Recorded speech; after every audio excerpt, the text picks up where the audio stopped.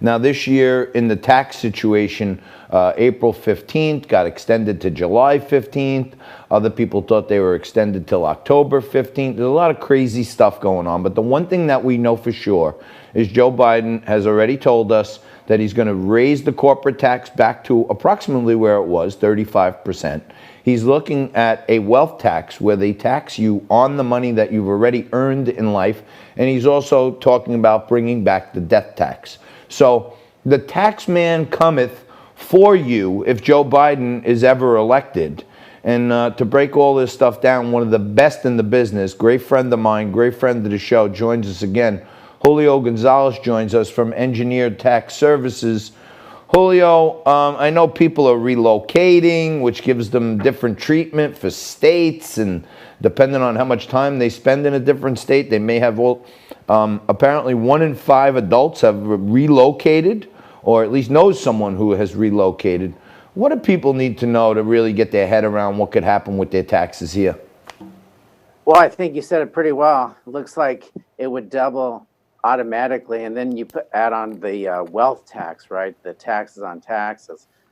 And what a nightmare coming out of the pandemic. I think that takes us to the Great Depression, because literally people are trying to open up their businesses. People are trying to survive. So are individuals. And now you're going to double their tax rates. You're going to double the business tax rates. The only reason we had a good economy is because we had tax reform. We took the tax rates down to 21% and allowed businesses to come back to the United States. Now we're going to push them right back out, and there's not going to be any jobs. We'll have the Great Depression.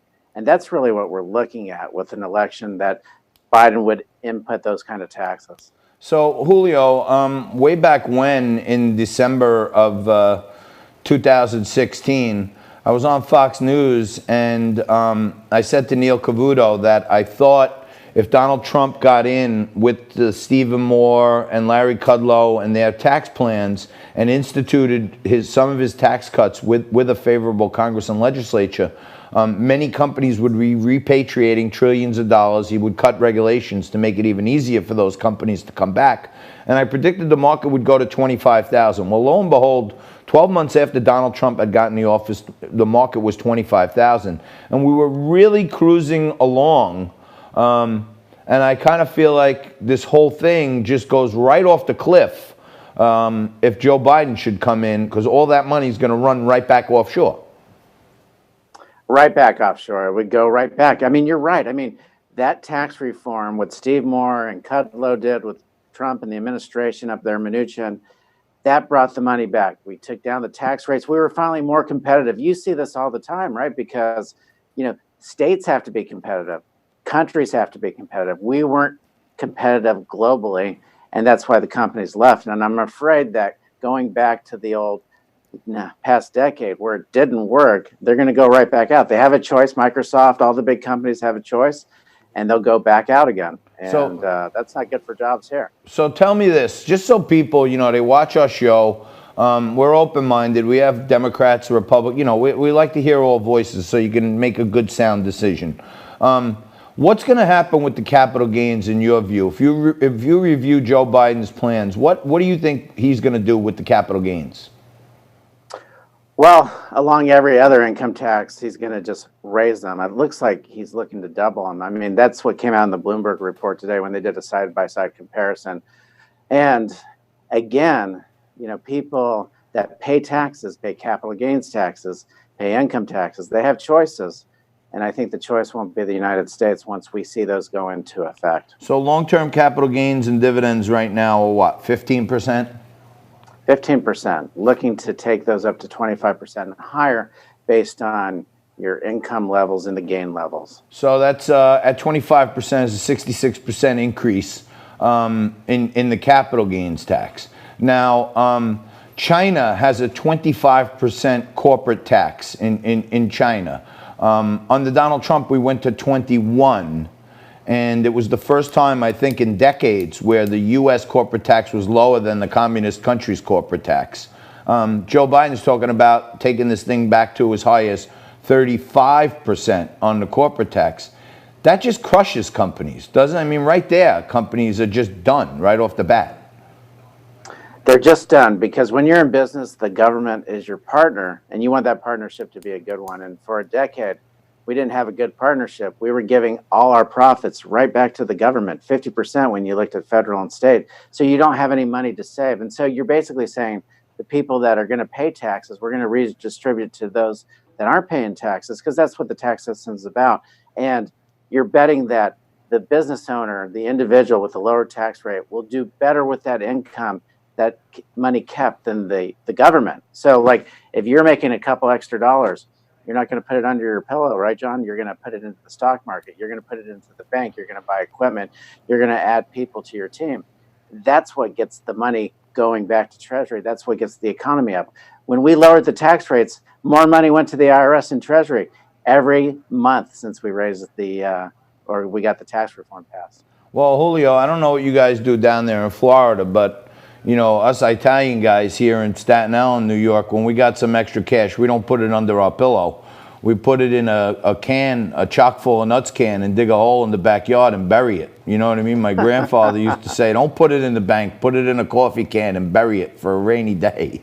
So I think there's a lot of people around. With interest rates at zero, people putting money in the bank is just basically safekeeping. But talk to me in our final couple of minutes here about, I mentioned a little earlier, they're looking to put an inflation-adjusted tax, wealth tax, where they actually tax you on money that you've already been taxed on and earned in life. So this is like another crushing blow to our economy, if you ask me. Yeah, I mean, they're looking to do that at a federal level. California is looking to implement that immediately, so is New York. So I think, again, wherever those taxes occur, you're just going to see exodus, mass exodus from the state level, from the federal level. Again, people that pay a lot of taxes, especially those wealth taxes, they can easily adjust. They can move, they can transfer their companies, their businesses, they can go to Puerto Rico, they can go right outside the United States and operate tax-free, and I think that's what they'll do. Yeah, I know a lot of companies who were operating out of Puerto Rico, but I would imagine that where you are down in Florida, in sunny South Florida, the guy's always rocking a perfect tan. He's always dressed to the nines. He's, you know, I actually heard he was coming on today, so I just wore a T-shirt to not try to compete with him. I went totally casual because he usually blows me away with his outfits. But I would imagine that this is a good sign for Florida. No state tax down there. Ron DeSantis seems to be a pretty conservative guy. I would imagine that this would lead to some house values, home and property values going up down in Florida. It's been great for us. I mean, we also had the benefit of Ron DeSantis opening up businesses. So the restaurants have been open for a long time. The businesses have been open, the gyms, the beaches. It's like business normal here. And beyond that, not having the state taxes. In New York, the state taxes are going up. In New Jersey, they're going up. In Pennsylvania, they're going up. They're rising them because the deficits there are getting bigger and bigger and bigger because no one's paying taxes because of the COVID, and they won't open up the businesses. So it gets the snowball effect, right? And so ultimately, you got to raise the taxes. That means the people that are paying the taxes are going to come down here to Florida and get the tan. Yeah, I have been hearing a lot more people talking about, I got to get out of here. And you know where all the New York snow bunnies wind up. They wind up right down there with you in Florida. So I may be there myself, my friend. I'm trying to escape maybe the next round of this COVID flu season and get my butt down there to Florida. And I think I got to spend 183 days in Florida. And then I would be eligible to pay taxes in the state of Florida and not state tax. Is that right? 183 days, and it also depends on where your pet lives. Oh, really? Well, I don't have any pets, so am I good with that? I think you're good with that because the New York just checked one of our clients, and they ultimately decided that the pet was here in Florida. That was where the pet food was being bought, so he was okay. Oh, wow. All right.